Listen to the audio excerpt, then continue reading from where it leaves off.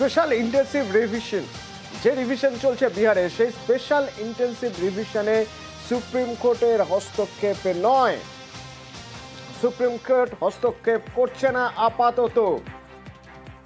Commission দাবি করছে আধার epic pan বৈধ নয়, এবং এই যে এপিক আধার প্যান বৈধ নয়, সেখানে কমিশনের যে মতামত, সেই মতামতেও সায় দিচ্ছে সুপ্রিম কোর্ট। আপাতত এসআইআর নিয়ে যখন দেশ জুড়ে তোলপাড় চলছে, বিভিন্ন রাজনৈতিক দল তাদের মতো করে মুভমেন্ট করছেন, তখন এই স্পেশাল ইন্টেন্সিভ রিভিশনে কোনো হস্তক্ষেপ করছে না সুপ্রিম কোর্ট। কেন? সুপ্রিম কোর্টের কি পর্যবেক্ষণ জানবো। আমার সঙ্গে অর্ণব রয়েছেন সরাসরি। অর্ণব,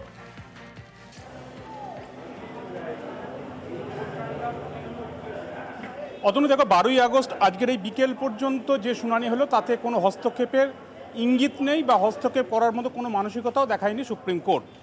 যে অভিযোগগুলো আসছিল, তুমি একটু আগে যেটা বললে, দেশ জুড়ে এই মুহূর্তে রাজনৈতিক চর্চায়, রাজনৈতিক আলোচনায় ঘুরে ফিরে আসছে এই এসআইআর বা বিশেষ নিবিড় সংশোধনী ভোটার লিস্টের, এবং যেটা বিহার দিয়ে শুরু হয়েছে।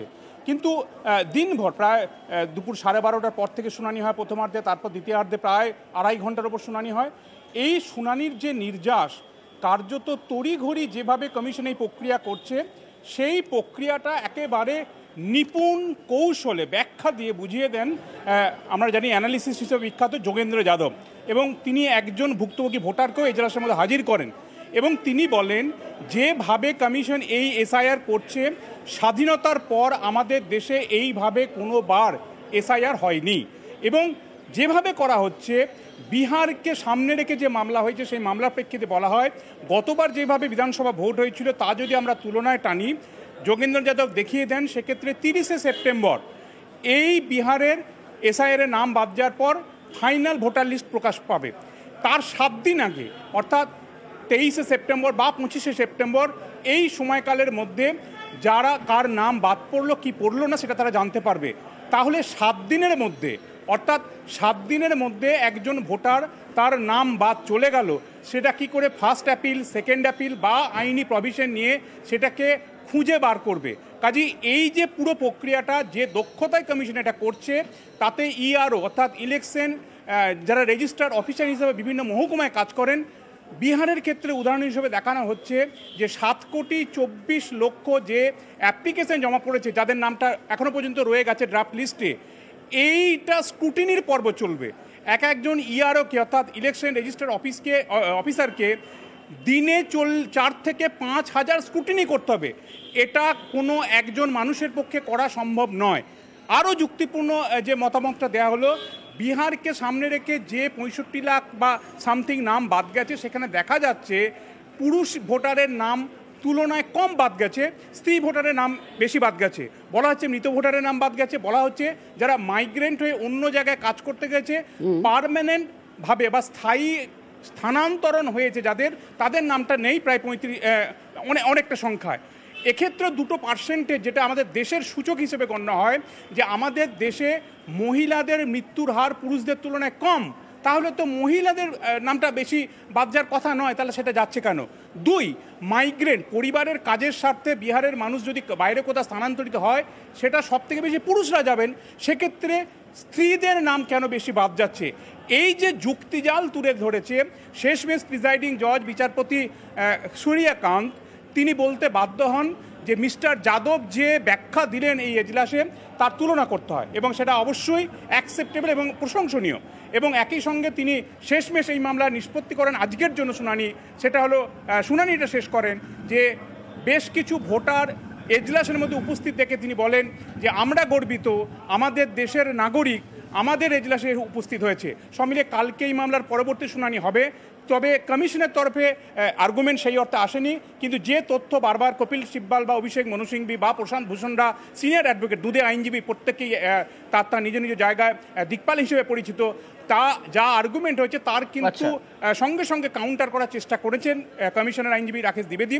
যদিও বারবার বলা হয়েছে যে তথ্যগুলো তুলে দেওয়া হচ্ছে পুরোটাই অনুমানের ভিত্তিতে, এর কোনো গ্রহণযোগ্যতা নেই। যদি যোগেন্দ্র যাদব যে ভোটারদের এজলাসের মধ্যে হাজির করেন, সেক্ষেত্রে নির্দিষ্ট তথ্য নিয়ে তিনি উপস্থিত হয়েছেন, এবং 65 লাখ নয়, তিনি বলছেন এই সংখ্যাটা আরও বেশি নাম বাদ যাবে। আচ্ছা। এটা সবে একটা সূচনা মাত্র, এবং এর সিকুয়েন্সেস যে রাজ্যেই এসআইআর শুরু হবে সেখানে কিন্তু একই রকম হবে। কাজেই এটা দেশের ইতিহাসকে বাঁচানো, দেশের গণতন্ত্রকে বাঁচানোর জন্য এই মুহূর্তে সুপ্রিম কোর্টের কাছে প্রার্থনা করছেন প্রত্যেককেই। কালকে এই মামলার পরবর্তী শুনানি, সেক্ষেত্রে দেখার এই এসআইআর নিয়ে হস্তক্ষেপ শীর্ষ আদালত থেকে আসে কিনা। অতনু, ধন্যবাদ অর্ণব।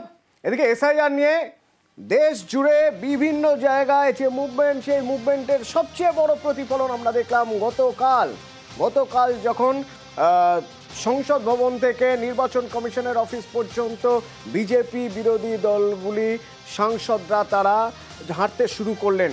তো সেই ঘটনা, এই যে কমিশন ঘেরাও, এই কমিশন ঘেরাওয়ের ডাক দিয়েছিলেন মমতা বন্দ্যোপাধ্যায়। বিজেপি বিরোধী সব দলগুলি একসঙ্গে কমিশন ঘেরাও করতে গিয়েছিল। সে প্রসঙ্গে বলতে গিয়ে আজ অভিষেক বন্দ্যোপাধ্যায় বললেন যে যদি ভোটার তালিকা অস্বচ্ছ হয়ে থাকে, যদি ভোটার তালিকায় গরমিল থেকে থাকে, তাহলে লোকসভা ভেঙে দেওয়া হোক। যাদের ভোটে জয় তাদেরই বা নাম বাদ যাবে কেন? প্রধানমন্ত্রী, স্বরাষ্ট্রমন্ত্রী পদত্যাগ করুন, বিজেপি সাংসদরাও পদত্যাগ করুন, ভেঙে দেওয়া হোক লোকসভা।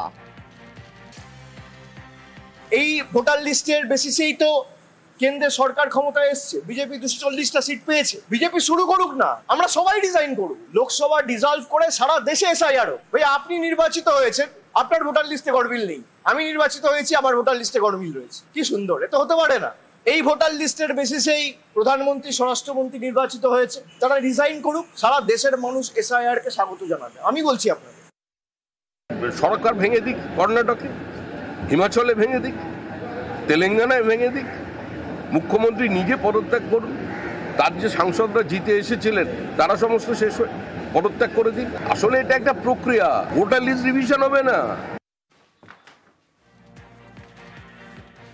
অভিষেক বন্দ্যোপাধ্যায় আরো বলছেন, গতকাল যা হয়েছিল এবার আরো বড়ভাবে নজরে আসবে। 1 লক্ষ লোক নিয়ে কমিশন ঘেরাও করা হবে যদি একজন ভোটার, সঠিক ভোটারের নামও বাদ যায়। কালকের যেটা দেখেছেন আপনারা, এটা সবে শুরু। আমি আগেও বলেছি, আবারও বলছি, যদি বাংলা থেকে একটা মানুষ যার ভোটার লিস্টে যে প্রকৃত ভোটার যদি তার নাম বাদ যায়, এবং বিজেপি যদি ভাবে যে মানুষের ভোটাধিকার কেড়ে নিয়ে দেশটাকে আমাদের রাজনৈতিক সম্পদ হিসেবে ব্যবহার করব, আমরা যে ভাষায় বিজেপি বোঝে সেই ভাষায় আমরা জবাব দিতে জানি। বাংলার একটা মানুষের যদি ভোটাধিকার কাড়ে, তাহলে 1 লক্ষ মানুষ নিয়ে নির্বাচন কমিশন ঘিরব, বিজেপির কোনো নেতা বাঁচাবে না। আমি ইলেকশন কমিশনকে বলবো যে সবাই বলছে আপনারা ভুল, বিরোধী পার্টি, আমি ধরে নিলাম তর্কের খাতিরে আপনারা ঠিক। আপনারা যদি ঠিক হন, তাহলে প্রথম পদক্ষেপ, যদি এই ভোটার লিস্টে গড়মিল থাকে, তাহলে ফার্স্ট স্টেপ শুড বি যে তৎকালীন যিনি চিফ ইলেকশন কমিশনার ছিল রাজীব কুমার, তার বিরুদ্ধে ক্রিমিনাল প্রসিডিং ইনিশিয়েট করা, তার বিরুদ্ধে নির্বাচন কমিশন থেকে এফআইআর করা, যে তার তত্ত্বাবধানে, তার ভিজিলেন্সে, তার সুপারভিশনে যে জেনারেল ইলেকশন 1 বছর আগে হয়েছে, সেখানে যদি ভোটার লিস্টে গড়মিল থাকে আর ফেক ভোটার থাকে এবং সত্যি বাংলাদেশি থাকে, তাহলে তার বিরুদ্ধে ক্রিমিনাল প্রসিডিং ইনিশিয়েট করে সেই ভোটার লিস্টের বেসিসে যারা নির্বাচিত হয়েছে সবার পদত্যাগ করা উচিত। এবং তারা যদি পদত্যাগ করে, তাহলে প্রধানমন্ত্রীর পদত্যাগ করা উচিত। আমাদের রাজ্যের মুখ্যমন্ত্রী 27শে ফেব্রুয়ারি নেতাজি ইন্ডোর স্টেডিয়ামে প্রথম এটা ধরেছিলেন যে এক ব্যক্তির একই এপিক নাম্বারে গুজরাটের ভোটার লিস্টে নাম রয়েছে, আবার উত্তরপ্রদেশে রয়েছে, আবার বাংলায় রয়েছে। কংগ্রেসের তরফ থেকে যে সাংবাদিক বৈঠকটা করা হয়েছে, সেখানে স্পষ্টত দেখানো হয়েছে যে একই ব্যক্তি একই দিনে একবার বারাণসীতে ভোট করছে, একবার কর্ণাটকায় গিয়ে ভোট করছে, মানে একই এপিক নাম্বারে 5 জন, 7 জন, 10 জন করে ভোটার। আর এই ডেটা তো তৃণমূলের বা কংগ্রেসের নয় বা অন্য রাজনৈতিক দলের নয়, এটা নির্বাচন কমিশনের ডেটা। আর নির্বাচন কমিশনের উপর যদি প্রশ্ন ওঠে, বিজেপি ডিফেন্ড করবে কেন? বিজেপির দায় কি? নির্বাচন কমিশন তো নিরপেক্ষ। তথাকথিতভাবে যদি তারা এতটাই নিরপেক্ষ থাকে, তারা সব এমপিদের সাথে বসবে। এই এমপিগুলো তো বানের জলে ভেসে আসেনি, নির্বাচন কমিশনার মনোনীত। আমাদের 20 লাখ, 22 লাখ, 25 লাখ মানুষ ভোট দিয়ে তাদের ভোটাধিকার প্রয়োগ করে আমাদের নির্বাচিত করেছে। আর ইলেকশন কমিশনকে প্রতিনিধি করে সরকার পাঠিয়েছে তাদের হয়ে কাজ করার জন্য। যে কটা প্রতিষ্ঠান আছে, সব কটা প্রতিষ্ঠানকে তাদের কৃতদাস এবং তল্পিবাহকে পরিণত করেছে এই বিজেপির সরকার। সব বিরোধী রাজনৈতিক দলের সাংসদদের সঙ্গে তৃণমূল সাংসদরাও গতকাল এই ইসি ঘেরাও অভিযানে ছিলেন না সাংসদ কল্যাণ বন্দ্যোপাধ্যায়। সাংসদ কল্যাণ বন্দ্যোপাধ্যায় কেন ছিলেন না তার ব্যাখ্যা দিলেন আজ, শুনুন। 2014 সাল থেকে আমি হাউস কমিটির মেম্বার। এই যে নর্থ এভিনিউর প্রজেক্ট দেখছো, এগুলো আমাদের হাত দিয়ে হয়েছে, সেই সময়তে আমিও ছিলাম। তো সেগুলোর জন্য কালকে প্রধানমন্ত্রী ইনাগোরেশনে এসেছিলেন, তো আমরা সবাই দাঁড়িয়েছিলাম। উনি নমস্কার করলেন, আমার সঙ্গে কথা বললেন, কল্যাণজি कैसे है? আনা হ্যাঁ আচ্ছা সব কল্যাণ হয় তো? আমরা হ্যাঁ কল্যাণ, সব কুছ মিলকে কল্যাণ হয় তো? আনা হ্যাঁ সব কুছ মিলকে কল্যাণ হয়। ঠিক আছে। যখন ওই ফটো তোলার জায়গায় আমাদের এসপিজিরা পিছনে দাঁড় করে দিয়েছিল, সামনে কয়েকটা চেয়ার ছিল, প্রধানমন্ত্রী নমস্কার করে আমার দিকে এগিয়ে এলেন। উনি এসে বলেন সব চেয়ার হাঁটা দিজিয়ে, সব চেয়ার হাঁটাও। বলে আমিও চেয়ার হাঁটাতে গেছি, প্রধানমন্ত্রী নিজেও চেয়ার হাঁটিয়েছে। দিয়ে তারপরে ওই পাশেই ছিলাম, পাশে দাঁড়িয়েছে। অপোজিশন বলে সৌজন্যতাবোধ তো নষ্ট করতে পারি না, রাজনীতিতে সৌজন্যতাবোধ নষ্ট করার কোনো জায়গা নেই, যারা করেন তারা ঠিক নয়। অপোজিশন বলে সৌজন্য নষ্ট করতে চাননি কল্যাণ বন্দ্যোপাধ্যায়, কিন্তু গতকাল ছিলেন না কেন দলীয় সাংসদরা যে কর্মসূচিতে ছিলেন সেই কর্মসূচিতে, তারও ব্যাখ্যা দিলেন। আমি এসআইআর আন্দোলনের সময় তো আমি তো সুপ্রিম কোর্টে পার্টির মামলা করছিলাম, ভার্চুয়াল ইয়েতে দেখেছো, তো এসআইআর নিয়ে মামলা করছিলাম। তো মামলা করলে আমি এখানে আসবো কি? দিদি আমাকে যা দায়িত্ব দিয়েছে সেই দায়িত্ব তো কর্তব্য তো আমার পালন করতে হবে, সেটা যেদিনই পড়ুক না কেন। আমি তো আর জানি না ওই দিনই পড়বে। আর এদের আন্দোলনটা তো 8 তারিখে হওয়ার কথা ছিল, 8 তারিখ থেকে 11 তারিখ করে দিচ্ছে। এখন 11 তারিখে আমার মামলা আছে, আমি কি করে যাবো? একসঙ্গে দুটো করতে পারবো না। তো অনেকেই তো রয়েছে, করেছে, আমি নয় মামলা করলাম, তাতে কি হয়েছে? নবান্ন অভিযানে পুলিশকে কুকথা জানিয়ে পুলিশ কর্মীর পরিবার তারা সরব।